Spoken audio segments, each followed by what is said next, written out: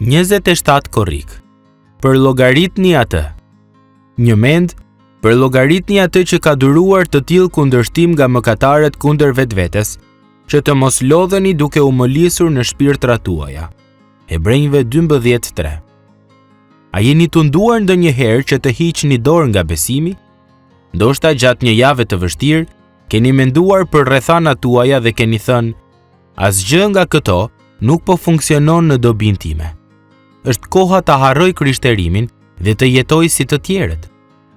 Në çaste të tilla, është e lehtë të hedhim vështrimin përreth dhe të shohim miqt, familjen dhe kolegët tanë jo besimtar që jetojnë ndryshe, me më pak vështirësi dhe në pamje të parë, duke u kënaqur. Vështrimet ziliqare lejojnë që dyshimi dhe zhgënjimi të depërtojnë dhe të na e vjedhin vendosmërinë për të qëndruar në shtegun e drejtë dhe të ngushtë. Kjo ishte përvoja e psalmistit Asaf. A i tha, gati po më pengoheshin këmbët, sepse i kisha zilim burravecët, duke parë begatinë e njerëzve të këqij, të cilët ishin gjithnjë të qetë. Psalmi 73, 2-3 dhe 12.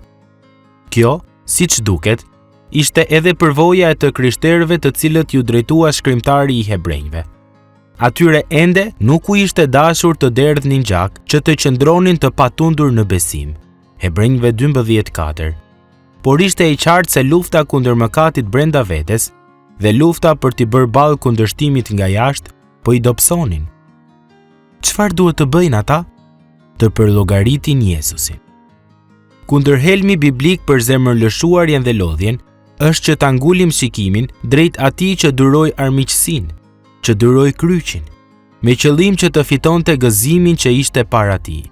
Hebrejve 12:2.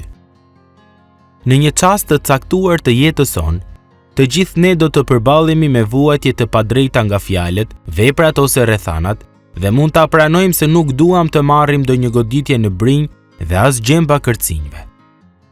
Të gjithë ne do të përballemi me realitetin që ende nuk i kemi mposhtur mëkatet, me të cilat kemi luftuar për vite me radhë. Të gjithë ne do të përballemi me ditë kur nuk duam ta vazhdojmë garën, kur të ndohemi të dorëzohemi dhe ta braktisim atë. Çfarë duhet të bëni në ditë të tilla? Dëgjoni fjalën e Perëndisë që ju thotë: përllogaritni atë. Mendoni për jetën e Krishtit, si ishte ajo dhe ku e çoi.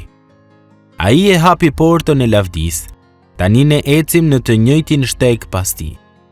Shikoni Jezusin, i cili e vrapoi këtë garë dhe tani është ulur në të djathtë të fronit të Perëndisë. Hebrejve 12:2. Ditë pas dite, pavarësisht nëse shtegu shkon përpjet apo duket sikur era fryn furishëm kundër nesh, ne përllogaritim atë dhe rendim me qëndrueshmëri garën që na parashtrohet. Vargu 1.